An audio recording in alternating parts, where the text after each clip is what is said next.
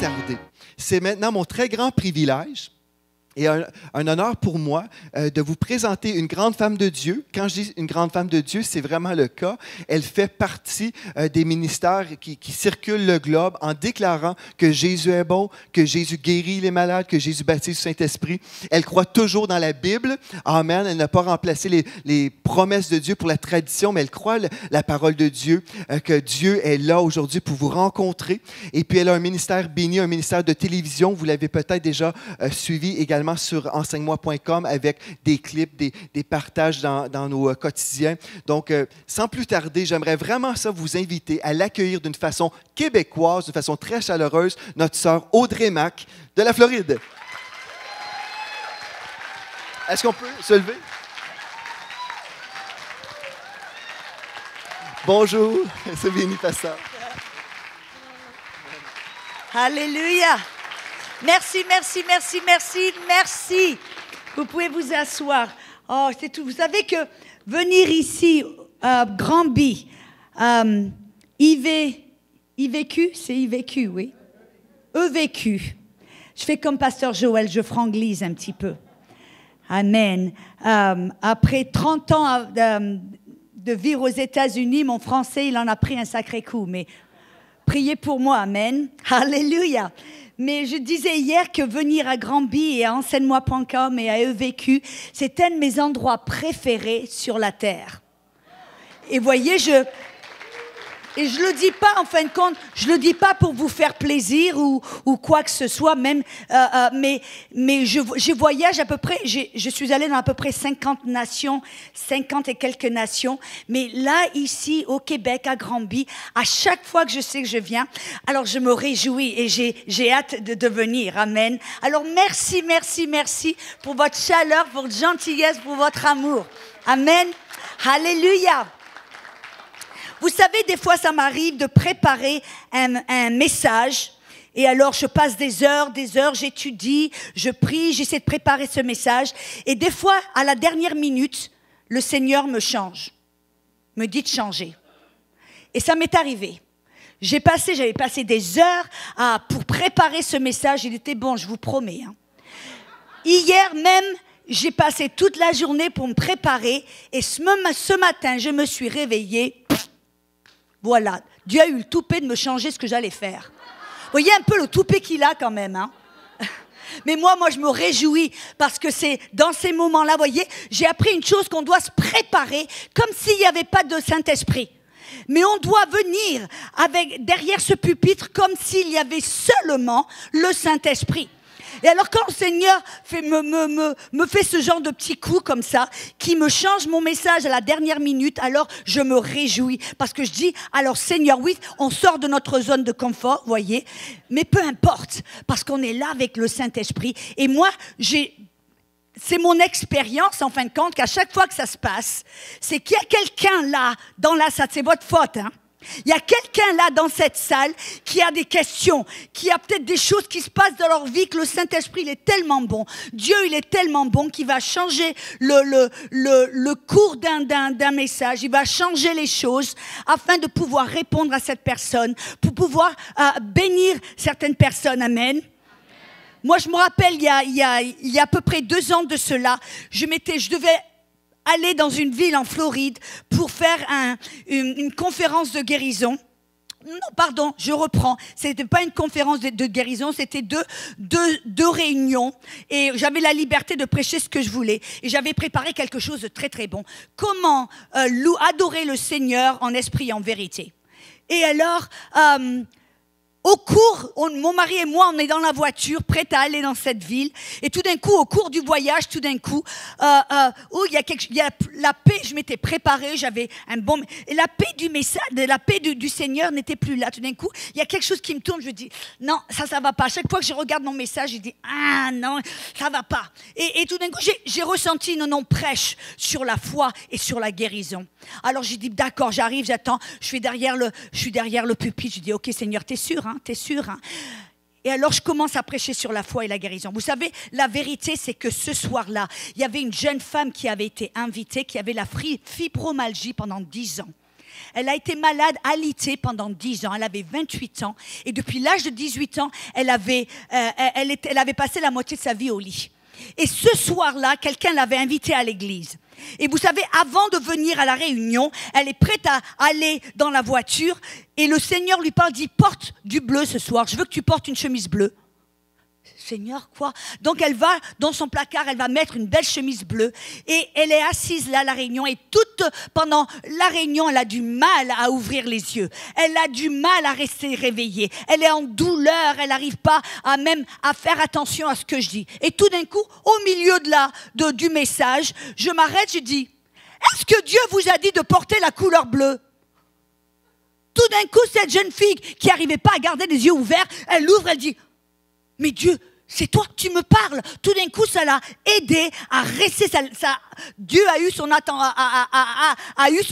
Elle a pu faire attention à ce que je disais. Et vous savez que ce soir-là, elle a non seulement été guérie de la fibromyalgie, elle a été remplie du Saint-Esprit. Et il y avait d'autres maladies qui lui étaient... Elle avait elle ne pouvait pas manger certaines nourritures. Elle ne pouvait pas manger du lait ou plein de certaines choses. Elle était allergique. Elle a non seulement été guérie de la fibromyalgie, elle a été complètement guérie de toutes les autres maladies. Pourquoi est-ce que je raconte ça? Parce que Dieu, il aime faire ces orchestrations divines. Alors ne soyez pas étonnés ce matin si Dieu a quelque chose qu'il a préparé pour vous. Voyez? Alléluia. Je vois quand je voyage très souvent, dans les églises, la plupart des chrétiens très souvent, ils ne marchent pas dans la victoire. Ils ne marchent pas dans la guérison et en bonne santé. Ils ne voient pas, ils n'ont pas de percée. Leur relation, elle est un peu superficielle. Elle n'est pas... Et j'ai remarqué, en fin de compte, c'est que parce qu'ils essayent de vivre dans cette nouvelle alliance avec les méthodes de l'ancienne alliance, de l'Ancien Testament. Qu'est-ce que je veux dire? Est-ce que, par exemple, ça vous est arrivé d'acheter un ordinateur tout neuf, version 2015, il sort de la boîte, tout neuf? Est-ce que vous iriez dans votre garage ou dans votre grenier rechercher une boîte? On me dit, ah oui, moi je me rappelle, j'ai un manuel d'instruction, vous voyez, le petit bouquin qui vous dit quoi faire, comment. Est-ce que vous iriez dans votre grenier pour chercher un manuel d'instruction qui date de 1975 pour utiliser votre ordinateur de 2015? Mais vous voyez, c'est ça que la plupart des chrétiens font. C'est silencieux dans cette église ce matin. Voyez, et c'est pour ça que ça ne marche pas. Voyez, j'essaie d'utiliser un ordinateur de l'année 2015 en utilisant des méthodes, des vieilles méthodes. Et oui, peut-être que j'arrive à ouvrir mon ordinateur, à appuyer, à faire 2-3 petites choses, mais ça ne va pas, je ne vais pas atteindre le potentiel de cet ordinateur. Et aujourd'hui, dans l'Église, c'est ce qui se passe. Les chrétiens ne marchent pas dans la victoire. Les chrétiens ne marchent pas dans la puissance de Dieu parce que nous sommes appelés à non seulement marcher en bonne santé, mais à imposer les mains sur les malades et les voir se guérir. Amen. On est appelés à marcher, à triompher, à marcher dans la victoire. Pas aller de défaite en défaite, de problème en problème, de crise en crise. Non, on est appelés à aller de foi en foi, de gloire en gloire. Amen. Jésus était un triomphaliste. Alors moi, quand on m'accuse d'être une triomphaliste, alors je dis merci pour le compliment. Parce que Jésus était un triomphaliste. Il nous a appelés à triompher. Alléluia. Et vous savez que afin que vous et moi, nous puissions triompher, ça veut dire qu'on doit connaître notre Dieu. On doit connaître notre Père. Et je vois très souvent que les gens, ils vous disent, oui, je connais Dieu, mais ils ne connaissent pas vraiment Dieu. Comme par exemple, si vous me demandez si je connais le président des États-Unis ou si vous connaissez le Premier ministre, la plupart disent oui, mais vous ne le connaissez pas vraiment. Sa femme le connaît, ses enfants le connaissent, ceux qui travaillent très proches avec lui le connaissent, mais nous ne le connaissons pas, n'est-ce pas? Et très souvent, c'est ce qui se passe dans le royaume de Dieu. Les gens croient qu'ils connaissent Dieu, mais ils ne le connaissent pas. Mais la Bible nous dit, dans Jean chapitre 17, verset 3, que c'est ça la vie éternelle, qu'ils te connaissent, toi, le vrai Dieu, et celui que tu as envoyé. Voyez, on marche dans la victoire, on marche dans la réussite, en bonne santé, on marche dans le succès quand le plus on connaît Dieu, le plus on marche dans cette victoire. Parce que Dieu est victoire. Dieu est triomphe. Et le plus on le connaît, et le plus on marche dans cette victoire. Mais le problème très souvent, c'est que je vois, vous voyez, si on fait un sondage et qu'on demande Dieu, si vous faites quelque chose, vous désobéissez, ou que vous faites quelque chose que vous ne devriez pas faire, est-ce que Dieu va être en colère avec vous? Est-ce que Dieu va vous punir? Est-ce que Dieu... Et si on faisait un sondage pour nous apercevoir qui est Dieu et comment est-ce qu'il agit envers nous, qu'est-ce qu'il fait, comment il fait les choses, on aurait des réponses très intéressantes. Amen. Et par exemple, il n'y a pas longtemps, je parlais avec Annabelle et on parlait de certains sondages qu'ils ont fait sur le site enseigne-moi.com et elle me disait vraiment, la plupart des gens, c'est comme ça qu'ils voient Dieu. Et moi, donc, je vois que c'est important maintenant pour vous et pour moi de connaître Dieu. Parce que, vous voyez, on voit Dieu et très souvent les gens le voient comme un Dieu sévère. Ils le voient même comme un Dieu qui a un problème avec le POC. Qu'est-ce que c'est le POC? C'est du perfectionnisme compulsif, obsessif et compulsif. C'est comme ça qu'on voit Dieu. Dieu, il est assis sur le trône, il est comme un perfectionniste. Et non seulement il est perfectionniste, mais il est obsessif. Il nous observe, il nous regarde avec une loupe. Ah, si tu ne fais pas quelque chose de bien, alors pan! Il est non seulement perfectionniste, obsessif, mais il est compulsif. Il peut pas, il faut qu'il le fasse. Papa! Et en fin de compte, si on faisait un sondage, je ne parle pas dans cette église parce que vous êtes allé un peu à un niveau au-delà. Merci, c'est le pasteur, amen. Mais je parle dans le corps du Christ en général. Mais je sais qu'il y a des personnes ici. Vous avez la moitié de votre cerveau qui est dans l'Ancien Testament. Vous voyez ce que je veux dire? Amen. Et donc, ça veut dire qu'on doit comprendre qui est Dieu.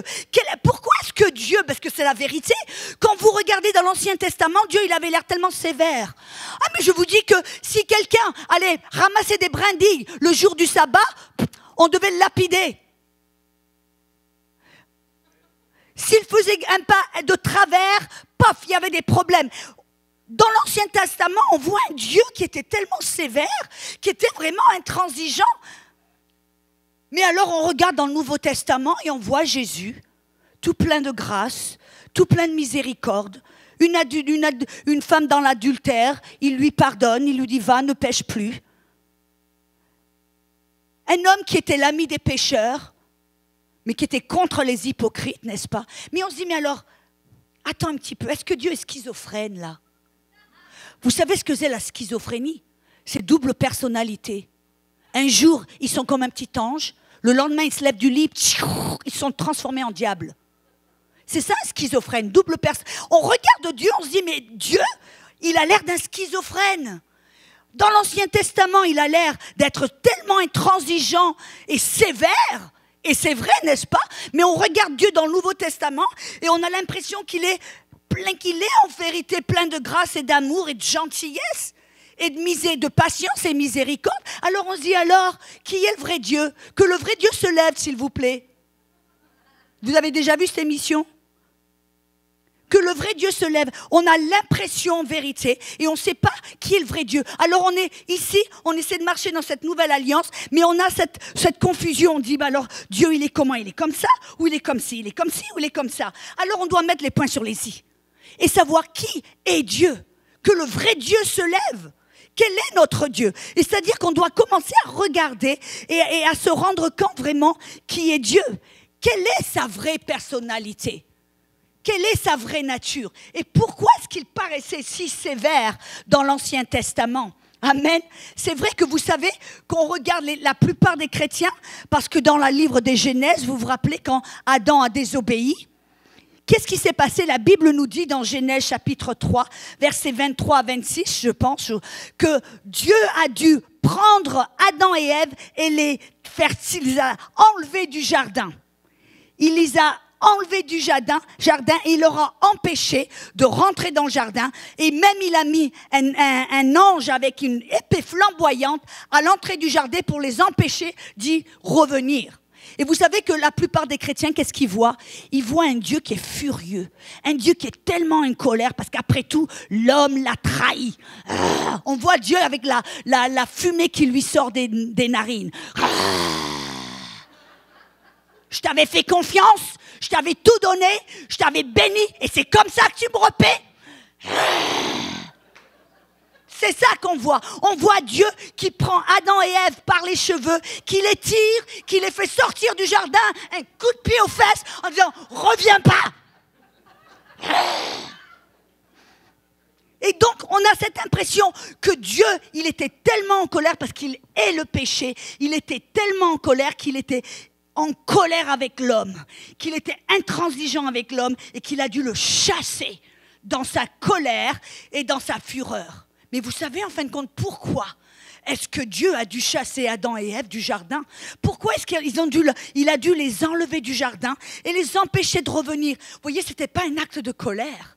C'était un acte de miséricorde. Pourquoi? Parce que Dieu savait que si Adam et Ève restaient dans le jardin où il se trouvait l'arbre de la vie et qu'ils mangeaient du fruit de l'arbre de la vie dans cette condition de péché, que l'homme serait éternellement dans le péché, qu'il n'y aurait aucune solution, que le plan de rédemption ne pourrait pas se faire. Alors Dieu, dans sa miséricorde et son amour, a dû dire « je dois les protéger d'eux-mêmes ».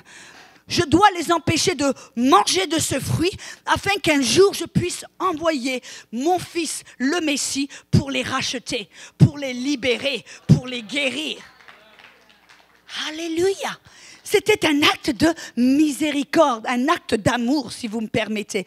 Et vous savez que si vraiment on regarde depuis la fin des temps, depuis le moment où Adam a été créé jusqu'à aujourd'hui, on pourrait dire, les historiens nous disent qu'il y a à peu près 6000 années.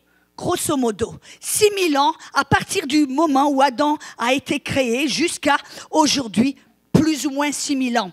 Mais vous savez que si on regarde bien, à partir du moment où Adam a été créé jusqu'à ce que Dieu amène la loi, parce que, je vous dis la vérité, pourquoi est-ce que nous voyons Dieu sévère? D'où elle vient cette notion qu'on voit Dieu qui est sévère, intransigeant, qui est prêt à punir rapidement? Ça vient d'où cette notion? Ça vient de la loi. C'est au travers de la loi que Dieu avait donné à Moïse, que l'on a cet aperçu, que l'on voit Dieu comme un juge, non plus comme un père. Mais vous voyez, depuis le début des temps, quand Dieu a créé Adam, jusqu'à ce qu'il ait amené la loi, Dieu, écoutez-moi bien, ne jugeait pas l'homme selon son péché. Dieu ne punissait pas l'homme selon son péché. Me regardez pas de travers là. On va voir dans la Bible, n'est-ce pas? Alléluia. Romains 5, verset 13. Romains 5, verset 13 nous dit, jusqu'à la loi, il y avait le péché, et le péché était dans le monde. Or, le péché n'est pas imputé, ou mis sur votre compte. C'est un terme de comptabilité. Le péché n'était pas imputé ou mis sur votre compte quand il n'y a pas de loi. En d'autres mots, avant la loi, Dieu ne punissait pas l'homme selon leur péché. Exemple, écoutez-moi bien aussi dans le livre aux Romains, preuve numéro 2, Romains 3, 25 nous dit qu'il avait laissé impunis les péchés commis auparavant au temps de sa patience. Exemple, vous vous rappelez Caïn? Caïn qui était le premier meurtrier, qu'est-ce que Dieu a fait? Dieu lui dit, Caïn, le péché est à la porte et son désir est de te détruire. Vous voyez, Dieu n'a pas dit, oui, c'est mon désir de te détruire. Il a dit, non, c'est le péché qui cherche à te détruire. Et après, quand Caïn a dit, oh là là, maintenant, la terre m'a maudit. C'était pas Dieu qui l'a maudit, c'était la terre. Il dit, parce que maintenant, la terre m'a rejeté et m'a maudit. Quiconque va me rencontrer va vouloir me tuer. Et qu'est-ce que Dieu a fait? Dieu lui a mis un sceau de protection sur son front, que quiconque le rencontre, quiconque le détruit ou essaie de lui faire du mal, sera vengé cette fois. Vous voyez, ça c'était pas un acte de... Il n'a pas puni ou imputé le péché à Caïn, mais au contraire, il l'a protégé dans sa miséricorde. Exemple numéro 2, Abraham. On voit Abraham presque sur un piédestal comme quelqu'un de parfait qui ne fait jamais de faute. Bien au contraire. Qu'est-ce que Abraham a fait? Abraham, il a menti, non pas une fois, 2 fois, pour se sauver le couple, pour se sauver lui-même. Quand il a eu sa femme, Sarah, qui était une belle femme, que le pharaon ou Alimelech l'a vue, qui voulait la mettre dans son harem, alors Abraham, monsieur courageux, exemplaire, bien sûr, il a dit « Oh ben non, c'est pas ma femme, c'est ma fille, allez-y. » Aujourd'hui, messieurs, si c'est ce que vous feriez, qu'est-ce qui se passerait? Vous auriez des problèmes. Est-ce que c'est un acte exemplaire? Non, au contraire. Non seulement il a menti 2 fois pour se protéger lui-même, mais selon la loi, je crois que c'est Lévitique, chapitre 18, et Deutéronome, chapitre 27, verset 22, la loi dit que quiconque marie sa sœur ou sa demi-sœur va devoir être puni et lapidé. Qu'est-ce que Abraham a fait? Il a marié sa demi-sœur. Est-ce que Dieu l'a jugé, l'a puni? Non, on voit que tout au long, les premiers 2400 années, jusqu'à la loi, le péché était dans le monde. Il faisait des fautes. Abraham a fait des fautes. Jacob, qu'est-ce qu'il a fait, Jacob? Il a trompé, il a manipulé, il a fait tout un tas de trucs. Il a menti. Isaac, la même chose, il a menti. Mais Dieu ne les a pas punis ou n'a pas chargé le péché sur leur compte. Ou comme on a vu dans le livre aux Romains, Dieu a passé au-dessus ces péchés qui étaient commis pendant son temps de sa patience. En d'autres mots, on voit que les premières 2400 années, Dieu faisait preuve de grâce, de miséricorde, de patience et d'amour. Mais il avait une relation avec ces personnes, n'est-ce pas? Il marchait avec Enoch, il a marché avec Noé, il a marché avec Abraham, Isaac et Jacob et Joseph. Il avait une relation, mais voyez, ce n'était pas une relation qui était basée sur la loi, car la loi n'existait pas, elle était basée sur sa nature qui est la grâce. Dieu faisait preuve de grâce, d'amour et de miséricorde. Et bien sûr, on sait qu'après 2400 ans, Dieu a choisi le peuple d'Israël, il les a fait sortir du pays d'Égypte. Et il leur a dit, on voit dans le livre d'Exode, je veux faire de vous une nation de sacerdoce. En d'autres mots, je veux avoir une relation avec vous, un à eux, un à un. Je veux vous parler face à face, comme le genre de relation qu'il avait avec Abraham, le genre d'alliance qu'il avait avec Abraham. Mais qu'est-ce que le peuple d'Israël a dit? Non, rappelez-vous, et Israël, c'était des esclaves, avec une mentalité d'esclaves. Et quand Dieu a dit, je veux faire de vous une nation de sacerdotes, je veux avoir une relation avec vous, un à un, avec chacun d'entre vous. Je veux te parler à toi, Lévi, je veux te parler à toi, Aaron, je veux te parler à toi, un à un, comme je l'ai fait avec Abraham. Et qu'est-ce que le peuple d'Israël a dit? Non, Moïse, toi tu vas, tu lui parles. Hein. Alors nous, non, on a peur, on va... Tu y vas, parle-lui, qu'il te dise ce qu'il faut faire, après tu nous le dis, c'est bon. Vous voyez, la mentalité d'un esclave. Et Dieu n'a eu aucun autre recours, mais de venir à leur niveau. C'était pas, vous voyez, si la loi était si bonne, si la loi était si parfaite, si la loi était la volonté de Dieu, Dieu la leur aurait donné le jour où Adam avait péché. Mais il a attendu 2400 années. Et finalement, il a dû amener la loi, non pas parce que c'était son désir, mais parce qu'il n'a eu aucun autre, c'était le seul recours. Pour pouvoir bénir Israël, pour pouvoir le guider, le protéger, il a dû amener la loi. Écoutez, regardez dans Hébreux chapitre 8. Hébreux chapitre 8. Tout le monde va bien? Hébreux chapitre 8. Dans le verset 8 à 10. Car c'est avec l'expression d'un blâme que le Seigneur... Attendez, je vais voir là. Ah, le voilà. Hébreux 8. Verset, qu'est-ce que j'ai dit? 8 à 10. Car c'est avec l'expression d'un blâme que le Seigneur dit à Israël, Voici les jours viennent, dit le Seigneur, où je ferai avec la maison d'Israël et la maison de Juda une alliance nouvelle. Première, non comme l'alliance que je traitais avec leur père le jour où je les saisis par la main pour les faire sortir du pays d'Égypte. Deuxième alliance, car ils n'ont pas persévéré dans mon alliance. De quelle alliance parle-t-il là? Il dit, je vais leur donner une nouvelle alliance, cette alliance en Christ. Non pas comme l'alliance que j'ai eue avec eux quand je les ai fait sortir d'Égypte, la loi, alliance numéro 2. Pourquoi j'ai dû leur amener la loi? Parce qu'ils n'ont pas persévéré et accepté mon alliance, l'alliance que j'avais faite avec Abraham, qui était une alliance de foi. Voyez, Dieu voulait marcher avec Israël, il voulait qu'Israël mette leur foi en Dieu, lui fasse confiance, le suive, l'écoute, lui parle comme Abraham le faisait, mais ils ont refusé. Alors Dieu n'a eu aucun autre recours de leur amener une autre alliance, l'alliance de la loi. En fin de compte, si vous me permettez, il a dû les traiter comme des petits gamins, comme des enfants. Qu'est-ce qu'on dit avec les enfants? Si vous voulez les protéger, les guider, leur enseigner quelque chose, les aider, vous allez leur dire, ok mon petit chéri, si tu obéis maman, maman te donne une sucette. Mais si tu désobéis maman, qu'est-ce qui va se passer? Tu vois ça? Je vais t'imposer les mains dessus, la fessée. Qu'est-ce que c'est ça? Obéissance, récompense. Désobéissance, punition. Ça ne vous rappelle pas de quelque chose là? La loi. En fin de compte, Dieu a dû les traiter comme des enfants parce qu'ils ne voulaient pas marcher avec Dieu comme Abraham l'avait fait, comme Isaac et Jacob. Et Dieu a dû venir à leur niveau. Ils avaient une mentalité d'esclaves, d'enfants. Dis-moi ce qu'il faut faire et je le fais. Ils n'avaient pas la possibilité de penser pour eux-mêmes. Leur cœur était endurci. Alors Dieu a dû amener la loi. Et pourquoi la Bible nous montre pourquoi la loi?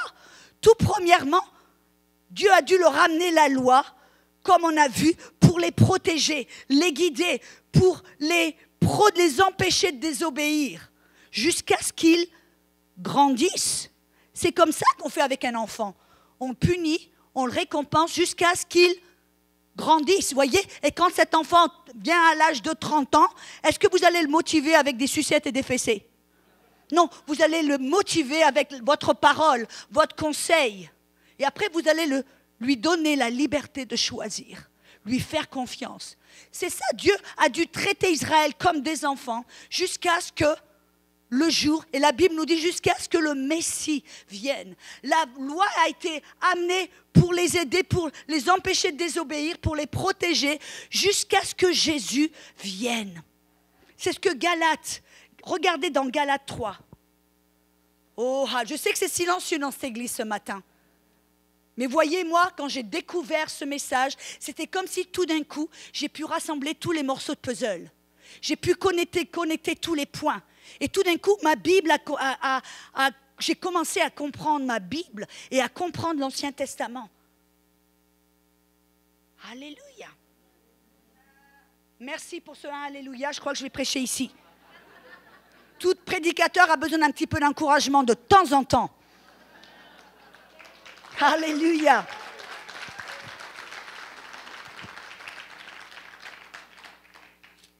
On devrait faire, pasteur Joël, vous savez comme ils font à la télé, les applaudissements de temps en temps.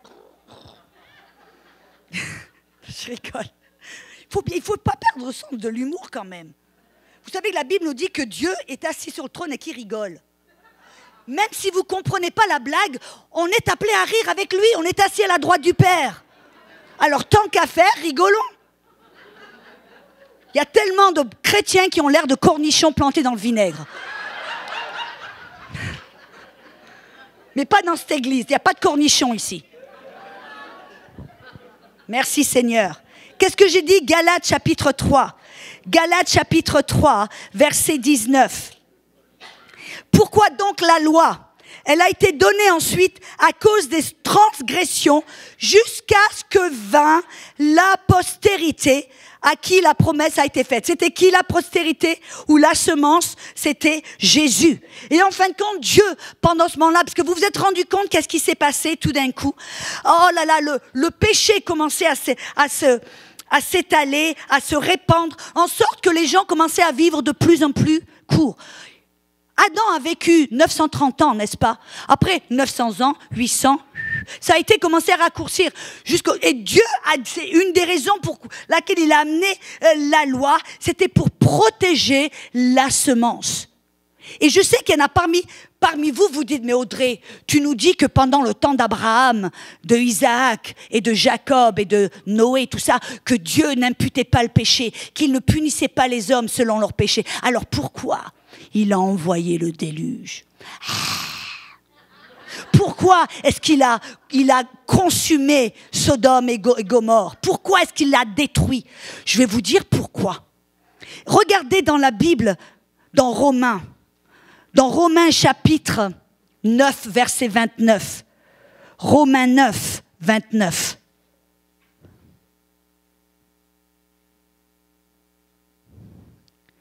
Et comme Ésaïe l'avait dit auparavant, si le Seigneur des armées ne nous eût laissé une postérité, nous serions devenus comme Sodome, nous aurions été semblables à Gomorrhe. Pourquoi est-ce que Dieu a dû détruire le monde et amener un déluge? Il a dit à Noé de construire une arche.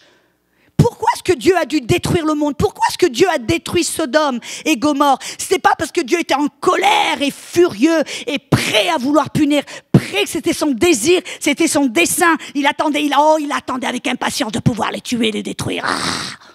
Pourquoi est-ce que Dieu l'a dû le faire? Pour protéger la semence. Parce que si Dieu n'avait pas éliminé le monde, éliminé Sodome et Gomorrhe, il n'y aurait plus il y a 2000 ans, il n'aurait plus trouvé personne juste, qui avait la crainte de Dieu en eux, une personne juste pour amener une vierge. Il n'aurait plus trouvé de vierge. Regardons un petit peu avec logique. Quand Dieu a dit à Noé de construire une arche, et Noé, qu'est-ce qu'il a fait? Il a donné naissance à un fils qu'il a appelé Méthussélah. Vous vous rappelez ça, Méthussélah? Qu'est-ce qu'on sait à son sujet? Qu'est-ce que c'est que la Bible nous révèle au sujet de Méthussélah? Qu'il était l'homme qui a vécu le plus longtemps, 969 ans. Pourquoi est-ce qu'il a vécu? Il a vécu plus longtemps que son père et son grand-père. Pourquoi est-ce que Méthussélah a vécu, il ne mourrait pas, Parce que le nom Méthussélah veut dire quand il meurt, ça vient, ça arrive. Qu'est-ce que c'est qui arrive? Qu'est-ce que c'est qui avait été prophétisé? Le déluge, le jugement de la terre. Et alors, qu'est-ce qui s'est passé? Noé a construit une arche et après, il a prêché la justice. On dit qu'il était un prédicateur de justice. Il a invité tout le monde à rentrer dans l'arche. Combien de personnes sont rentrées dans l'arche? 8 personnes. Vous me dites que de toute une génération, seulement 8 personnes sont rentrés dans l'arche? Vous savez qu'est-ce que ça me révèle? Que Dieu n'était pas prêt à vouloir punir avec impatience. Non, il a attendu. Et alors Méthussélah a vécu. Il mourrait pas. Et finalement, quand il n'y avait plus que 8 personnes, que Dieu n'a pas pu attendre plus longtemps, sinon toute la race humaine serait détruite, Dieu a dit, je peux plus attendre, c'est fini, c'est le moment, on doit l'amener. Et alors, Noé est rentré dans l'arche. Et c'est pour cela que, vous voyez, ça nous montre la patience de Dieu. C'est pas un Dieu qui était prêt à juger et à tuer la race humaine. Non. Pourquoi est-ce que Dieu a amené le déluge? Pour sauver la race humaine. Vous voyez, si vous avez du cancer dans les seins, vous avez le cancer du sein et que vous allez chez le docteur, une des choses que le docteur va faire, qu'est-ce qu'il va faire? Il va vous enlever les 2 seins, n'est-ce pas? Et on dirait que c'est un acte un peu inhumain. On dit, mais il ne peut pas faire autrement. Mais non, s'il veut vous sauver votre vie, il doit vous couper les seins ou la jambe ou un membre qui est affecté. C'était en fin de compte ce que Dieu a fait. Dieu a dû couper la jambe. Il a dû éliminer la race humaine parce qu'il n'y avait plus que 8 personnes qui avaient mis leur foi en Dieu. Et que si Dieu attendait un petit peu plus longtemps, le potentiel aurait été que toute la race humaine serait détruite. La même chose avec Sodome et Gomorrhe. Vous voyez, leur cœur était tellement corrompu que Dieu ne pouvait pas traiter avec leur cœur. Dieu a dû se concentrer et couper la jambe, façon de parler. Et on voit là que Dieu a attendu 969 ans, jusqu'à ce qu'il ne puisse plus attendre. Et là, il a dû couper la jambe, façon de parler. Vous voyez, ce n'était pas un acte de colère. Ce n'était pas un acte désiré de « Ah, là, moi je suis un Dieu de justice, je vais vous punir ». Non, c'était un acte de miséricorde pour sauver la race humaine, afin qu'un jour, il puisse amener le Messie pour vous sauver, pour me sauver, pour vous libérer, pour me libérer, pour vous guérir et me guérir. Alléluia. Et voyez la loi. Qu'est-ce qui s'est passé? Israël avait une telle mentalité d'esclave, c'est-à-dire qu'ils ne faisaient confiance qu'en leurs propres efforts. Quand Dieu leur a dit, si vous m'obéissez, si vous écoutez ma voix, que vous marchez avec moi, je dis, tout ce que tu vas nous dire, nous, on va le faire. Et la Bible dit, Joseph nous révèle dans le livre des Actes qu'ils se sont réjouis sur l'œuvre de leurs mains, sur leurs propres efforts. Et alors, qu'est-ce que Dieu a dû faire? Vous voyez, il a amené la loi qui était un standard tellement haut, tellement élevé. Qu'est-ce que c'était? Pour leur montrer, tu ne peux pas être juste par tes propres efforts. Tu ne pourras jamais être... Vous voyez, la loi est bonne, mais la loi est parfaite. Elle est tellement parfaite que vous et moi, qui vivons dans un corps imparfait, dans un monde imparfait, on ne peut jamais atteindre à ce standard de perfection.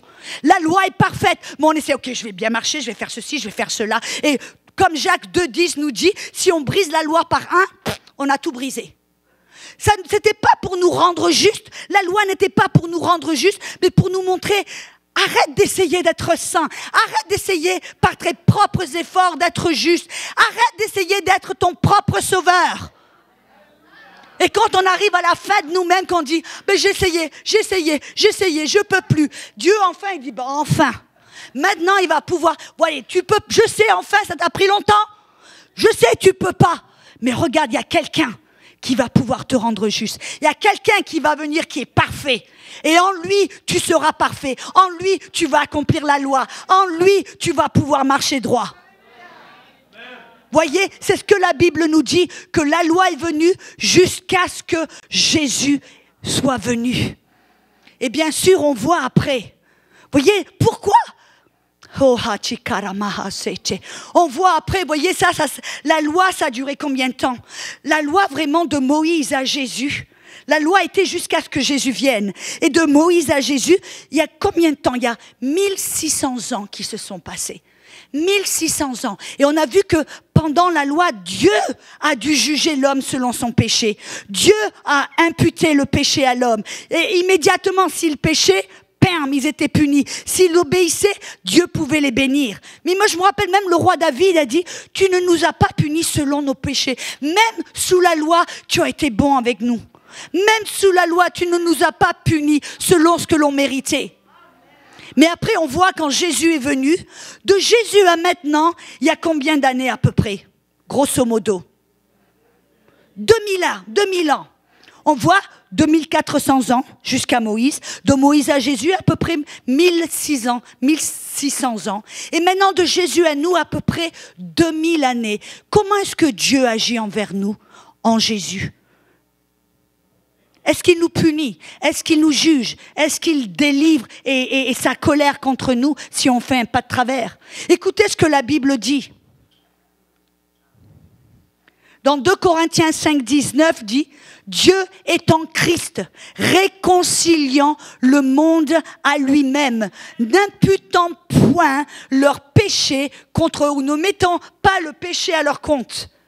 En d'autres mots, on dit que maintenant en Christ, parce que tout le péché, toute la colère de Dieu, toute la justice a été satisfaite. Oui, je ne suis pas en train de dire que le péché n'est pas important, que le péché, on l'ignore, on le met sous le tapis. Non, non. Voyez, le péché était tellement important que Dieu a envoyé son Fils pour payer la facture, pour payer tout le péché, pour satisfaire la justice. En fin de compte, quand Jésus est allé sur la croix, qu'est-ce qui s'est passé? Il a été comme un paratonnerre. Il a attiré toute la colère. Il a attiré tout le jugement. Il a attiré toute la maladie. Il a attiré toute la pauvreté. Il a attiré tout sur lui, comme un paratonnerre.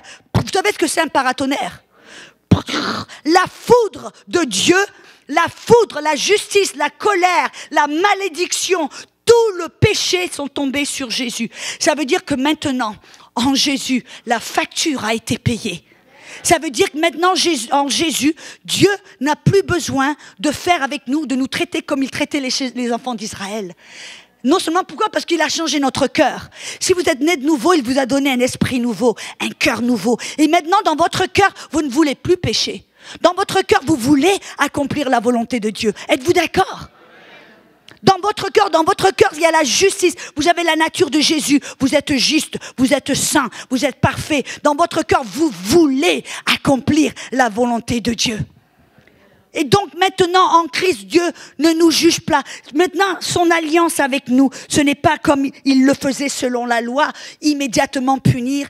Non, maintenant, il nous traite comme des fils en Jésus-Christ. Et il ne nous punit pas selon nos péchés. Il ne nous juge pas. C'est pour ça que dans Romains 8:1, il dit, en Christ, il n'y a plus de condamnation. Il n'y a plus de colère, il n'y a plus d'imputation du péché en Christ, il n'y a plus de malédiction. Galates 3:13 dit qu'en Christ, nous avons été rachetés de la malédiction. Et si vous voulez vraiment regarder, vous voyez, une des raisons pour laquelle Jésus est venu, c'est que le problème, vous voyez, comme on voit, la loi était temporaire. Jésus a dû amener la loi pour un petit bout de temps jusqu'à ce que Jésus vienne. C'était un médicament, si vous me permettez, temporaire. Mais vous savez, comme tout médicament, vous avez déjà peut-être pris des médicaments pour la haute tension. Vous regardez, voyez, votre petite boîte ou quoi que ce soit pour la haute tension. Et d'un coup, dans les petites lignes toutes fines, il a dit, vous allez peut-être devenir aveugle, vous allez peut-être vous commencer à vomir, vous allez peut-être avoir des faiblesses de jambes, vous allez avoir une maladie de cœur. Tout d'un coup, tous les effets secondaires. Qu'est-ce qui est mieux, la haute tension ou le reste? Voyez, la loi était qu'en fin de compte comme un moyen secondaire, c'était un moyen temporaire, mais qui venait avec des effets secondaires. C'était quoi l'effet secondaire? C'est que tout d'un coup, le peuple d'Israël s'est arrêté de voir Dieu comme Abraham le voyait, comme un père, comme un protecteur, comme un qui venait pour le bénir, comme Enoch qui dit, il est celui qui est rémunérateur de ceux qui s'approchent de lui. Vous voyez, au lieu de voir Dieu comme Abraham, Enoch et les hommes de Dieu le voyaient, ils ont commencé à voir et percevoir Dieu non plus comme un père, un bénéfacteur, ils ont commencé à le voir comme un juge, comme un perfectionniste, obsessif et compulsif. Ne me regardez pas d'une manière innocente. Je sais de quoi je parle. Moi-même, je souffrais d'où je voyais Dieu. Des fois, c'est parce qu'on a peur de s'approcher de lui trop près, de lui demander certaines choses, ou de faire quoi, parce qu'on a l'impression que Dieu va nous taper sur les doigts avec la petite baguette. Amen. Et à cause de ces effets secondaires, Jésus a dit, voilà une des raisons pour laquelle je viens, pour vous montrer le Père. Et il a dit aux disciples, quand vous me voyez, vous voyez le Père. Il a dit, Philippe, tu me demandes de voir le Père, ne sais-tu pas que quand tu me vois, tu vois le Père? Et vous savez que Hébreux chapitre 1, verset 3 nous dit que Jésus est l'empreinte identique. Vous voyez, nous, il n'y a pas une empreinte identique à l'autre. On a tous une empreinte différente, n'est-ce pas? Mais là, la Bible nous dit dans Hébreux 1, 3 que Jésus est l'empreinte identique du Père. C'est-à-dire que si vous voyez Jésus, vous voyez le Père. Si vous regardez, observez ce que Jésus dit et ce qu'il fait, il vous révèle le Père immédiatement. Est-ce que vous avez déjà remarqué que Jésus a rendu quelqu'un malade? Ou qu'il a refusé de guérir quelqu'un? Ou qu'il a fait quoi que ce soit un petit peu pour être méchant ou pour punir? Non. Si vous voulez vraiment voir et connaître qui est le Père, et vous avez remarqué dans une période de 6000 années, pendant 6000 ans, pendant combien d'années est-ce que Dieu a jugé le peuple selon le péché? C'est pas un piège, c'est simplement du mathématique. 1600 ans. Et le reste du temps qui est 4400 années, Pendant 4400 années, Dieu a fait preuve de grâce, de miséricorde, de patience et d'amour. Mais c'est seulement pendant 1600 ans que Dieu a dû juger le peuple selon leurs péchés. Et il ne l'a pas fait, on vient de voir, parce qu'il était en colère avec un désir ardent de punir et de juger. Non, il l'a fait, c'était un remède temporaire jusqu'à ce qu'il amène Jésus. Pourquoi? Parce que le peuple d'Israël ne voulait pas être avec lui et le traiter comme un père. Il ne voulait pas s'approcher de lui le plus près et marcher avec lui. Amen. Vous vous rappelez? Alléluia. Nous sommes en train d'apprendre à connaître Dieu. Et à répondre à la question, pourquoi était-il sévère? Est-il sévère avec nous? Est-il prêt à nous juger, à nous punir, à nous mettre la baguette sur les doigts? Parce que j'entends des gens qui disent, oui, la maladie, bon, c'est Dieu qui a dû la permettre pour me guérir, pour m'humilier, pour m'approfondir, je vous dis le nombre de fois où j'entends les gens qui disent que les épreuves, c'est Dieu qui les envoie pour nous pousser, nous tester, nous approfondir, nous faire mûrir, la liste est longue. Qu'est-ce que ça veut dire? Que Dieu est comme un Dieu un peu capricieux et qui va mettre de la maladie sur ses enfants pour leur apprendre quelque chose. Comme un papa, un maman qui va vous mettre la main dans le feu pour vous dire, tu vois, le feu, ça brûle. C'est pas mon Dieu, c'est pas mon papa. Ça me met en colère plus que toute autre chose. C'est une colère juste, n'est-ce pas? Mais on voit où j'en étais. Ah oui. Mais vous ne faites pas attention alors? Il n'y a personne qui me dit où j'en étais? Je rigole. Alléluia. On veut voir vraiment la nature de Dieu. Regardez Jésus. Vous vous rappelez Jésus? Ça se trouve dans Luc chapitre 9. Dans Luc chapitre 9, je crois que c'est le verset 53. Attendez, je vais voir. Dans Luc, voilà. Versets 53 à 56, Jésus est avec ses disciples et il va vers Jérusalem et pour aller à Jérusalem, il doit traverser la Samarie.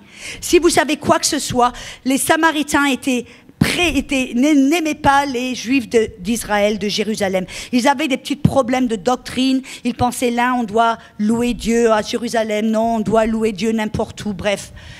Ils s'entendaient pas bien, ils n'étaient pas d'accord. Et quand ils ont entendu que Jésus allait vers Jérusalem, alors les Samaritains ne lui ont pas permis de passer la nuit en Samarie.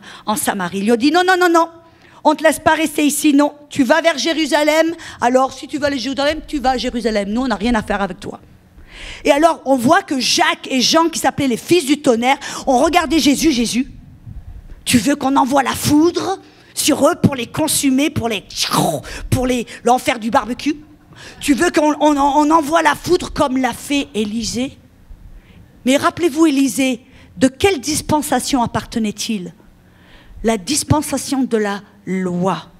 Et il se sentait, en fin de compte, il pensait que c'était Élisée a fait. Mais je suis persuadée que si Jésus était avec Élisée, il n'aurait pas aimé ça. Et remarquez un petit peu ce que Jésus a dit. Quand Jacques et Jean ont dit oh, on est justifié, Jésus, il te rechasse, il te rejette. Est-ce que tu veux qu'on appelle la foudre, la colère de Dieu, qu'on les consume, on les foudroie, comme l'a fait Élisée? Et alors ils s'attendaient à en dire oh les gars, ouais, peut-être c'est bien, allez-y, quelle foi, quelle puissance. C'est de ça qu'ils s'attendaient. Qu'est-ce que Jésus a dit? Il les a réprimandés. Et il leur a dit non, vous ne savez pas de quel genre d'esprit vous êtes. Pourquoi? Parce que l'esprit de Dieu, c'est pas le jugement, c'est pas la punition, c'est pas un désir de punir, de juger, d'amener la foudre. L'esprit de Dieu, l'esprit du Père, c'est la grâce, c'est la miséricorde. Et en Christ, dans cette nouvelle alliance, Dieu agit avec nous vraiment d'une manière similaire comme il le faisait avec Abraham. Pourquoi? Parce que cette nouvelle alliance, c'est l'accomplissement de la promesse que Dieu a fait à Abraham. C'est-à-dire que Dieu maintenant traite avec nous selon notre cœur. Vous voyez, dans Romains, il dit que maintenant, nous avons été en Christ dégagés de la loi, libérés de la loi, afin que maintenant nous puissions servir, non pas selon la lettre qui tue, mais selon l'esprit qui vivifie. Pourquoi? Parce que vous savez que la loi, on a vu que ça amenait la colère. La loi, ça, dans 2 Corinthiens chapitre 3, versets 9 et 11, nous dit, il appelle la loi le ministère de la mort, le ministère de la condamnation. Voyez, si vous cherchez à marcher sous la loi, tôt ou tard, vous allez perdre, vous allez faillir, vous allez chuter, vous allez vous sentir condamné, vous allez vous sentir moins que rien. Et c'est impossible d'avoir une relation avec Dieu en se sentant condamné, moins que rien, indigne. Voyez, la loi, non seulement ça vous... Écoutez-moi bien, et mettez vos pierres sous la chaise, ne me lapidez pas. Non seulement on a été libéré de la loi, parce que la loi va vous accuser, va vous tuer, mais la loi va renforcer, ranimer et renforcer le péché dans votre vie. Qu'est-ce que je veux dire? 1 Corinthiens 15, 56 dit que la force... Attendez, je vais le lire parce que je ne veux pas le charcuter. 1 Corinthiens 15. Oh, alléluia. L'aiguillon de la mort, c'est le péché. Et écoutez bien cela. Et la puissance du péché, c'est la loi. Qu'est-ce que ça veut dire pour nous? Que à chaque fois que vous essayez de marcher sous la loi, qu'est-ce que c'est la loi? C'est une liste de faire et de ne pas faire. Tu fais ceci, tu fais pas cela. Tu dois faire. C'est un petit peu comme un régime. Vous avez déjà essayé de faire du régime, mesdames? Tu ne mangeras pas de frites, pas de poutine. Tu ne mangeras pas de glace et de bonbons, pas de dessert, pas de pizza, pas de... Mais tu dois manger des légumes bouillis, tu dois manger seulement des fruits, tu dois manger simplement du brocoli avec un tout petit peu de beurre, tu dois manger. C'est ça, non? Regardez pas d'une manière innocente. Regardez votre voisin plutôt. Alléluia. Et la Bible nous dit que quand on est sous la loi, le désir pour tu ne dois pas se ranime, se vivifie. Moi, je me rappelle, j'ai un ami qui a fait cette expérience, c'est l'ami d'un ami qui a fait cette expérimentation. Il voulait voir si vraiment ça, c'était vrai que ça marchait. Alors, il a dit à ses enfants, il leur dit, écoutez les enfants, il les a vus jouer derrière la maison, tout gentil, tout bien. Il a été vers eux, il dit, mes enfants, écoutez-moi bien. Il me dit, j'ai oublié de vous dire, c'est bien, vous jouez bien, tout va bien. Mais vous voyez ces fleurs-là, surtout ne les touchez pas, c'est maman qui les a plantées. Si vous touchez ces fleurs, que vous venez même à côté, vous allez avoir affaire à moi. Vous m'entendez les enfants? Jusqu'à présent, les enfants, ils ne savaient même pas que les fleurs existaient. Ils ne s'en étaient même pas rendus compte. Mais tout d'un coup, qu'est-ce qu'il a fait? Il est re-rentré à la maison, il s'est caché derrière la fenêtre et il a observé. Et qu'est-ce qu'il a vu? Que jusqu'à présent, les enfants ne savaient même pas que ces fleurs étaient là. Ils s'en fichaient complètement, pour vous dire la vérité. Tout d'un coup, wow, ils étaient attirés vers les fleurs.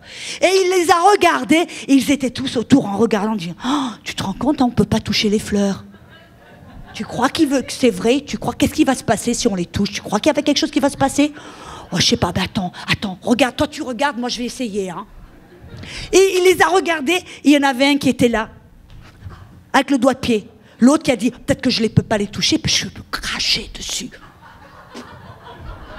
Et il y avait ceux qui regardaient en disant, ah ben moi je voudrais tellement, mais j'ose pas. Vous voyez qu'est-ce qui s'est passé? Jusque-là, c'est comme le régime. Tu ne mangeras pas de pizza, de glace, de bonbons. Tout d'un coup, vous le faites bien pendant 1 semaine, 2 semaines, 3 semaines, ou peut-être 1 mois. Après 1 mois, tout d'un coup, vous avez les pommes frites, la poutine, la pizza, les chocolats, les bonbons, tout en même temps dans la bouche.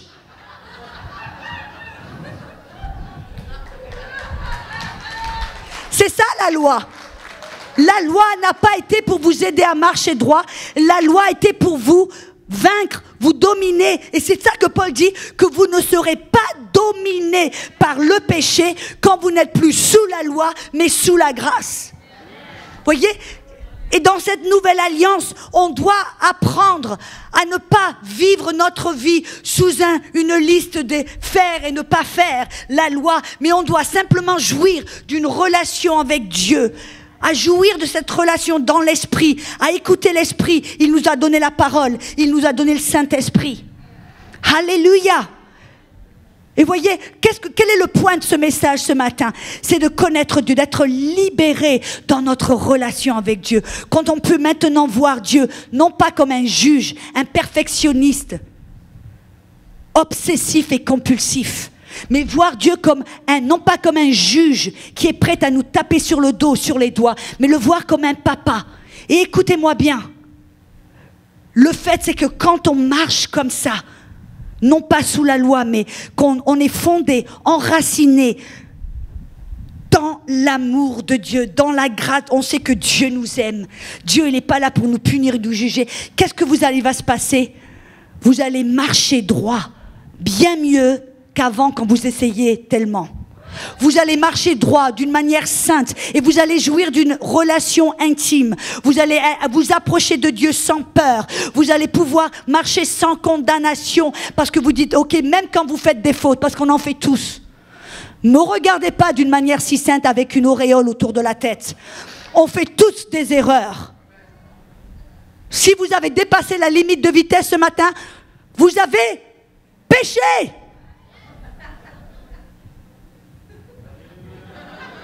Ah oui, on pêche tous sans s'en rendre compte. Mais qu'est-ce qui se passe? C'est qu'on sait qu'en Jésus, il a payé pour notre péché. Et que maintenant, on sait que Dieu, il n'agit pas envers nous avec la foudre et la colère. Il nous accepte en disant, ok, tu es pardonné. Je t'aime. Tu es pardonné. Parce que vous savez qu'est-ce que fait dès qu'on est dans la condamnation? Qu'est-ce qui s'est passé avec Adam? Quand qu'il a péché, qu'il était maintenant conscient de son péché, condamné, au lieu d'aller vers Dieu, il a reculé. Il a cherché à se cacher et à reculer. Et sa relation avec Dieu, elle en a pris un coup. Et c'est ça que Dieu veut. Il dit non, je vais pouvoir vous aider à apprendre à marcher avec mon esprit, avec mon âme. Je vais vous motiver avec mon amour. Vous voyez, la vérité, c'est qu'on va marcher beaucoup plus droit quand on est motivé par l'amour que quand on est motivé par la peur. Au lieu de marcher sur des coquilles d'œufs en disant oh, j'ai peur de faire une erreur. Et c'est là qu'on en fait plein des erreurs. On va marcher avec assurance dans l'amour. Et quand Dieu dit j'ai besoin que tu cours 1 kilomètre, tu vas dire Dieu, non seulement je vais courir 1 kilomètre, je vais courir 2 kilomètres. L'amour vous motive à aller plus loin, à sauter plus haut. Amen. Alléluia. C'est pour cela. Gloire à Dieu. Hébreux, regardons très vite. Je ne vais pas vous garder trop longtemps parce qu'on va prendre ensemble la Sainte Seine. On va prendre la Sainte Seine. J'avais prévu pour l'autre message, mais c'est bien, on va le prendre. C'est bon, non? Le prendre maintenant. Parce que maintenant, prendre la Sainte Seine, non pas sous la peur, comme certains nous l'ont enseigné. Oh, tu dois t'examiner parce que si tu as quelque chose de fait, qu'un petit pas de travers, alors, pam, pam, tu prends la Sainte Seine, la foudre va te tomber dessus. Non, non, non. Ça, c'est un message, un autre message pour un autre moment. Mais on peut s'approcher et participer à la Sainte Seine en sachant que Dieu nous aime pour nous rappeler de quoi? Que tout jugement a été mis sur Jésus. Que maintenant, la colère, la malédiction, le jugement va nous passer dessus et ne va pas rentrer dans cette maison.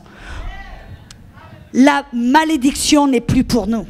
Si vous appartenez au corps du Christ, c'est ça la raison. Si vous appartenez au corps du Christ, ça veut dire que vous êtes né de nouveau, que vous avez été circoncis dans votre cœur,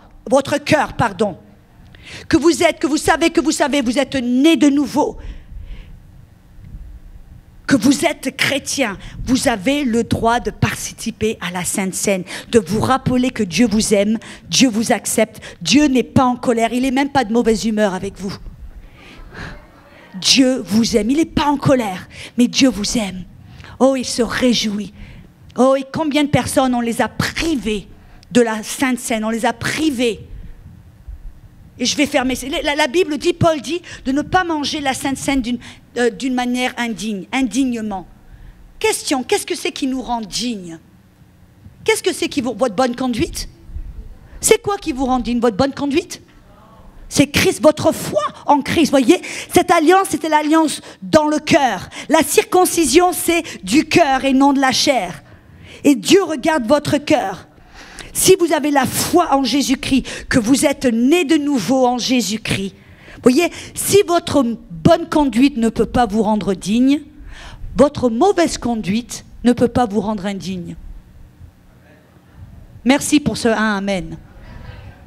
Ah, je sais qu'il y a des personnes qui sont ancrées dans la religiosité et le légalisme, ça les rend fous. Pourquoi? La mentalité de la loi, on se concentre sur la chair, sur ce que l'on fait, nos propres efforts. Non. Nous sommes, messieurs, mesdames, sous une nouvelle alliance, où Dieu maintenant regarde notre cœur. Et vous rappelez ce que Jésus a dit? Ah oui, vous pouvez tout bien faire. Vous payez la dîme au centime près, vous priez 3 fois par jour, vous faites ceci, cela. Mais à l'intérieur, vous êtes comme une tombe, vous êtes plein de malice, de méchanceté et d'hypocrisie. C'est ça que Dieu ne veut pas. Et le levain que l'on doit enlever de notre maison, Jésus a dit le levain, c'est pas le péché. Le levain, c'est l'hypocrisie. C'est prétendre être quelqu'un que l'on n'est pas. Donc enlevez le levain de votre maison, enlevez toute hypocrisie, enlevez toute malice en disant non, soyez francs, soyez authentiques. C'est ça que Dieu recherche, notre authenticité. Il recherche un cœur qui est authentique, qui prétend pas être quelqu'un qui l'est pas, quelqu'un qui vient vers Dieu, on dit ouais, moi je fais des erreurs, moi j'essaie de conquérir ça, Seigneur, mais c'est pour ça qu'on a besoin de prendre la Sainte Seine. Quand on a des problèmes avec un certain péché, c'est une occasion pour se dire, avec l'amour de Dieu, je vais vaincre ce péché. Alors on participe à la Sainte Seine. Si on a un cœur authentique, vrai, qui aime Dieu, qui met sa foi en Dieu, en Jésus, en son œuvre, sur sa croix, non pas en nos propres efforts, alors là, Dieu dit, viens, prends la Sainte Seine. C'est une opportunité pour te rappeler que je t'aime, que je t'accepte, que je ne te juge pas. Je ne suis pas en colère avec toi. Je ne suis même pas de mauvaise humeur. Viens. Et en même temps que tu reçois mon amour, reçois ma guérison.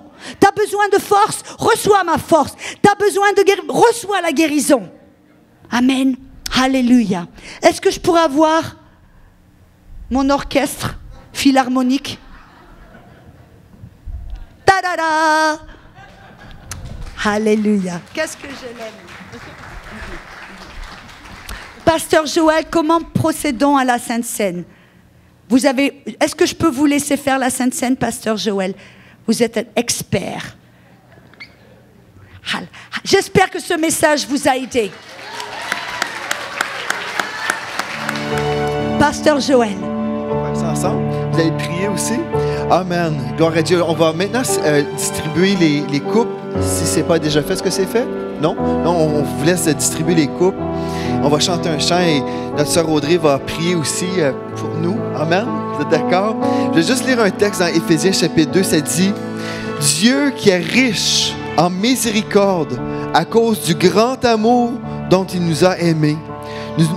Nous qui étions morts par nos offenses, nous a rendus vivants avec Christ. C'est par la grâce que vous êtes sauvés. Il nous a ressuscités ensemble et nous a fait asseoir ensemble dans les lieux célestes en Jésus-Christ, afin de montrer dans les siècles à venir l'infinie richesse de sa grâce par sa bonté envers nous en Jésus-Christ. C'est par la grâce que vous êtes sauvés par le moyen de la foi. Cela ne vient pas de vous, c'est le don de Dieu. Vous savez, hier ou avant-hier, on a soupé avec vous. C'est hier? Avant-hier? Avant-hier. Et puis, je racontais comment un père spirituel, pendant longtemps, il mettait sa foi dans sa performance chrétienne. Il priait, puis certainement, il allait à l'église, il lisait la Bible, et puis il avait du mal à avoir la victoire. Et un jour, Dieu lui a dit, après 45 ans de ministère, Dieu lui a dit, tu as un problème dans ta vie parce que tu mets ta foi dans ta performance de ces bonnes choses. Mais l'Esprit de Dieu ne peut pas accorder l'onction sur notre performance parce que c'est uniquement Jésus qui a tout accompli. Amen. Et ce matin, comme nous allons prendre la Sainte Seine, vous faites enlever la pellicule. On va s'attendre ensemble dans la maison de Dieu. Une fois que vous l'avez reçue, on va s'attendre. Mais on va enlever la pellicule et puis on va se rappeler justement de l'œuvre de la croix. Parce que ce que notre sœur Audrey a prêché ce matin, tout ça, c'est possible pour nous de ne pas vivre sous la condamnation parce que nous comprenons que Christ a tout payé. Et à cause du sang de Jésus, nous pouvons être parfaitement purifiés. Amen. Donc, pour accéder au ciel, on doit être parfait. Mais la seule façon d'être parfait, c'est de recevoir celui qui est parfait, qui a payé et d'être parfaitement pardonné. Amen. Nous sommes parfaitement pardonnés parce que le sang de Jésus nous purifie de toute iniquité. Amen. Gloire à Dieu. Donc, on va juste prendre ce craquelin maintenant au nom de Jésus. Prenons-le ensemble.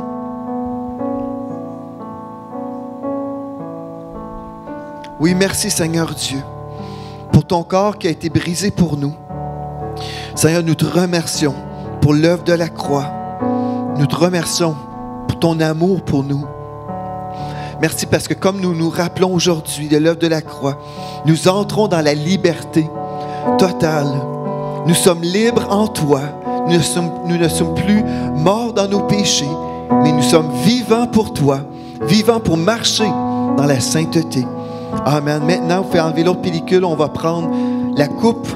Amen. Et vous savez, le sang de Jésus nous purifie, mais également on peut se rappeler qu'à cause du sang de Jésus, aujourd'hui, on peut recevoir la guérison divine. Amen. Je vais laisser notre sœur Audrey Mac prier maintenant avant qu'on prenne la coupe. Si vous avez besoin de la guérison dans vos corps, c'est le temps aussi de relâcher votre foi pour la guérison. Amen. Alléluia. La Bible nous dit dans Psaume 105, verset 37, que tout le peuple d'Israël, parce qu'ils ont mangé l'agneau de Pâques, ils sont sortis d'Égypte et aucun parmi leurs tribus n'était faible ou infirme ou malade. Aucun, plus de 3 millions et quelques de personnes et pas un était malade. Pourquoi? Parce qu'ils ont participé à l'agneau de Pâques. Par la chair de l'agneau, ils ont reçu une force physique et une guérison physique. Alors si la chair d'un petit agneau les a guéris et les a rendus forts, à combien plus forte raison est-ce que le corps du Fils de Dieu, dont le sang de Dieu coule dans ses veines, à combien plus forte raison peut-il et va-t-il vous guérir? On a vu auparavant que Pasteur Mathilde a chanté que Dieu, il est fidèle, il le fera. Il l'a déjà fait en Christ et c'est à nous de recevoir. Buvez cette coupe, vous avez mangé le pain, recevez à l'instant même votre guérison. Au nom de Jésus. Je déclare à toute arthrite de sortir de vos corps. Diabète, je te maudis, sors de leur corps. Maladie de cœur, maintenant, je te commande d'arrêter dans leur corps. Leur corps, les irrégularités de cœur. Irrégularité de cœur, à l'instant même. Votre cœur va commencer à battre d'une manière régulière.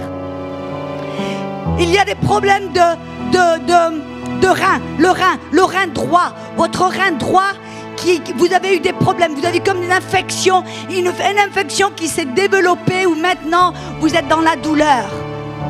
Maladie de rein, sort. Il y a quelqu'un, vous avez appris que vous avez une maladie héréditaire. Les docteurs vous ont dit ça vient de votre famille. Alors je dis, je maudis ce mensonge, je dis non, je l'annule. Je dis maintenant, vous êtes rachetés de la malédiction. Et ce que Dieu a béni ne peut pas être maudit. Je déclare que vous êtes bénis, guéris et bénis. Il y a quelqu'un qui a des maladies de genoux, des problèmes de genoux. Les rotules maintenant, le cartilage est tellement usé que maintenant vous avez du mal à marcher, à monter les escaliers. Mettez vos mains sur vos genoux à l'instant même. Mettez vos mains sur vos genoux à l'instant même et recevez votre guérison. La puissance du Saint-Esprit maintenant qui va dans votre corps pourra guérir, pour réparer, reformer ce cartilage. Et au nom de Jésus, je déclare, par la foi, commencez à agir. Commencez à agir par la foi. N'attendez pas de sentir quoi que ce soit. Qu'est-ce que vous feriez si vous étiez complètement en bonne santé? Alors commencez à courir, à sauter. Alléluia. Tokora mahate tefa pepra fishti kanamasterando. Oriata kashiki de bane eshtare kabrapte kare. Il y a quelqu'un, l'oreille droite, vous avez commencé à avoir votre oreille droite, l'ouïe qui a commencé à s'affaiblir. où tout d'un coup vous êtes aperçu que c'est beaucoup plus difficile d'entendre de l'oreille droite. Je déclare que vous allez aller ce soir à la maison et vous allez vous coucher tout d'un coup, vous apercevoir que votre oreille entend parfaitement, bien aussi bien que l'autre. Alléluia. Sotane mate bravta kadje ikashtere de kandore. Oraba ashekati kindele. Il y a quelqu'un, vous avez des problèmes de sinusite. Tous les printemps, vous êtes cloués avec des infections des sinus, avec des mal de tête. Je commande maintenant à ces sinusites, à ces problèmes de sinus maintenant, soyez guéris, recevez votre guérison. À partir de maintenant, vous êtes libre, libre, libre. Ça va être une chose du passé, plus jamais ça va revenir au nom de Jésus. Je commande à ses yeux de voir. Les muscles oculaires vont se reformer. Toute cataracte va être maudite au nom de Jésus. Cataracte, part, sort. Je commande à cette membrane de se sortir, de tomber de leurs yeux.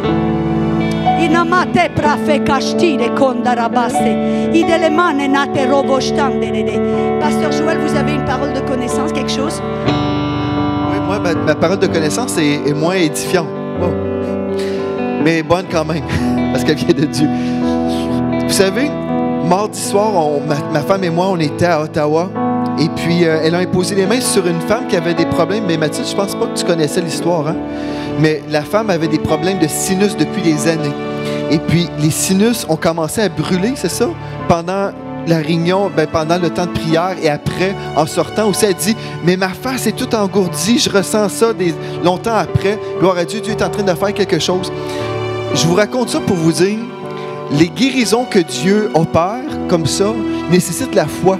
On doit recevoir. Cette femme-là était simple, était là pour recevoir. Mais il y en a d'autres aussi qui sont là comme des Thomas. Des Thomas. Thomas. Qui disent, je vais croire quand je vais voir. Mais ça, la bénédiction n'est pas pour ces gens-là. La bénédiction est pour ceux, aujourd'hui c'est une parole, ce n'est pas une parole de connaissance, c'est une parole d'exhortation. La bénédiction est pour ceux qui veulent croire. Amen, c'est une question d'une volonté. Et aujourd'hui, on va juste recevoir tout ce dont on a besoin, peu importe les paroles que notre sœur a prononcées. Si vous n'avez pas entendu votre nom ou votre symptôme, Dieu vous connaît. Dieu vous connaît, Dieu connaît votre besoin. Et aujourd'hui, on élève nos mains et on reçoit de Dieu directement. Père éternel, nous te remercions, Seigneur Dieu, pour ton onction. Maintenant, nous déclarons, Seigneur Dieu, ta parole, que par tes meurtrissures, nous avons été guéris au nom de Jésus. Et nous commandons au corps malade dans cette église, maintenant, corps, tu es restauré au nom de Jésus. Tu t'alignes selon la volonté de Dieu. Et nous savons, selon la parole de Dieu, qu'il guérit toutes nos maladies. Et nous disons Amen maintenant. Nous déclarons la parole de foi sur vous maintenant. Et nous vous déclarons guéris au nom de Jésus. Alléluia. Merci Seigneur Dieu. Et ce que je reçois, c'est juste qu'il y a quelqu'un dans son dos. Dieu est en train de replacer votre dos. Vous ressentez la présence de Dieu présentement. Gloire à Dieu. Et recevez tout simplement votre guérison au nom de Jésus. Vous savez, c'est facile de recevoir de Jésus parce qu'il est tellement compatissant. Il vous aime. Il vous aime. Il vous aime avec un amour éternel. Il aime ça vous faire du bien. Donc, recevez de Dieu. Amen. Gloire à Dieu. Et s'il y a quelqu'un ici, vous dites, c'est à moi le Thomas. Bien, vous fait changer. La bonne nouvelle vous fait changer et dire, je ne serai plus jamais un Thomas. Aujourd'hui, je crois à la parole de Dieu. J'ai choisi d'attacher ma foi à cette parole qui dit, il guérit toutes mes maladies. Toutes mes maladies, je crois et je reçois au nom de Jésus. Amen. La Bible dit que le royaume de Dieu souffre une violence et c'est les violents qui le prennent par la force. Quand il y a une parole qui a été déclarée comme ça, comme Pasteur Joël a dit, n'attendez pas de sentir quelque chose. Prenez votre guérison par force. Et comment est-ce qu'on va la prendre? Comment allez-vous la prendre? Ce que Marie a dit aux serviteurs, quoi qu'ils vous disent de faire, faites-le. Il y en a certains parmi vous, vous avez senti, oh, peut-être qu'il faudrait que je cours. Mais vous vous êtes dit, oh ben non, qu'est-ce que les gens vont penser? On s'en fiche ce que les gens vont penser. Vous avez besoin d'aller et de courir. Vous avez besoin, si vous avez des problèmes de genoux, allez dans le couloir, commencez à vos genoux, allez dehors, montez en haut, en bas des démarches, faites quelque chose, ne restez pas là plantés. Ce qu'il vous dit de faire, faites. Vous entendez le Saint-Esprit, il vous parle tous les jours. Ce qu'il vous dit de faire, simplement faites-le. Et c'est là, vous allez voir, l'appui, la manifestation va se réaliser. Les violents le prennent par la force. Amen. Rappelez-vous de mettre votre foi en Christ. Votre foi en Christ et pas en l'homme, pas en vous-même. Je voudrais vous poser la question. Il y a quelqu'un là, on a donné des paroles de connaissance. Est-ce qu'il y a quelqu'un ici, vous pouvez dire, moi, j'ai commencé à recevoir la manifestation. J'ai commencé à voir quelque chose qui se passe dans mon corps. Levez votre main si c'est votre cas. Vous pouvez venir ici très vite. Venez, venez en courant.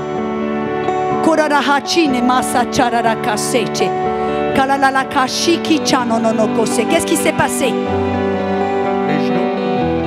Vos genoux. Qu'est-ce qu'ils avaient, vos genoux? J'avais un ministre de Magané, puis Il y avait de la douleur dans vos genoux? Il y en a maintenant? Il n'y a plus de douleur dans ses genoux. Alléluia! Est-ce qu'il y a quelqu'un d'autre? Quelqu'un d'autre? N'ayez pas peur. Ils vont vaincre avec le sang de l'agneau et la parole de leur témoignage. Vous avez peut-être senti une chaleur ou quelque chose, qu'il y a quelqu'un avec des problèmes de cœur. Qui c'est ça? Madame, qu'est-ce qui se passe dans votre corps?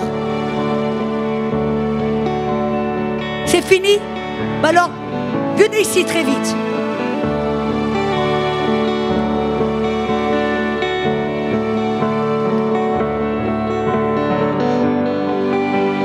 Ma sœur africaine, qu'est-ce que j'aime l'Afrique? Qu'est-ce qui se passait dans votre cœur? C'est que j'avais un problème de palpitation de cœur et puis je sentais quelque chose qui pique. Et le médecin me disait c'est l'hérédité, ça vient de mes parents, mes grands-parents. Et qu'est-ce qui s'est passé là? Mais aujourd'hui, depuis que vous avez commencé à prêcher, les piqûres, ça s'est terminé. Alléluia! Amen! Alléluia! Et vous savez, la puissance, c'est quand on vient pour témoigner. Et je sais, vous savez, des fois, c'est quand même bizarre. On a besoin presque de vous forcer à venir.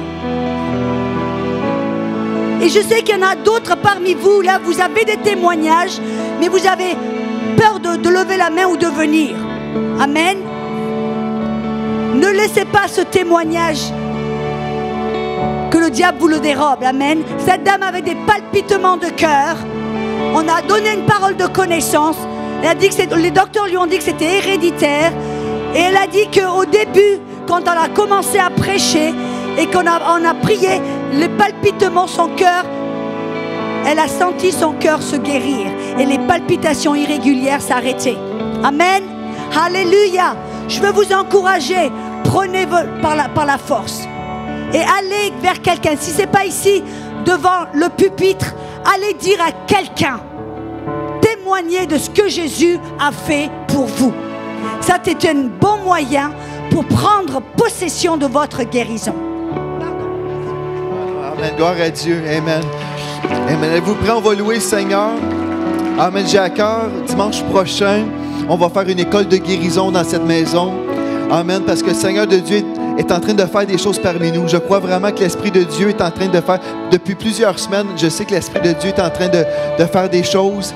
Et puis, certains d'entre vous, vous êtes nouveaux ici et vous avez besoin d'être renouvelés. La parole de Dieu nous dit, soyez transformés par le renouvellement de l'intelligence afin que vous discerniez quelle est la volonté de Dieu, ce qui est bon, agréable et parfait. Donc, la semaine prochaine, on va avoir une école de guérison ici, dimanche prochain, pour que vous puissiez vraiment saisir la vérité pour marcher libre dans la santé divine. Amen. Alléluia. Merci, Seigneur Dieu. Nous te disons merci, Seigneur. Merci pour ta servante qui nous a porté ta parole. Merci pour cette onction que nous recevons dans nos vies, dans nos corps. Nous te remercions pour la santé divine. Nous te remercions, Seigneur, pour la guérison de la tête aux pieds. Nous marchons dans ta guérison aujourd'hui. Nous la recevons par la foi. Seigneur Dieu, nous te remercions également pour cette marche dans la grâce. Merci, Seigneur Dieu, parce que c'est un Père compatissant, rempli de compassion, un Dieu miséricordieux. Merci, Seigneur Dieu. Alléluia. Merci parce que tu nous donnes la puissance. Lorsque nous réalisons notre faiblesse, c'est alors que nous pouvons être forts en toi, remplis de ton onction, de ton esprit pour cette marche chrétienne. Nous te louons, Seigneur Jésus. Nous avons prié en ton nom. Amen et Amen. Amen. Que le shalom de Dieu soit sur vous.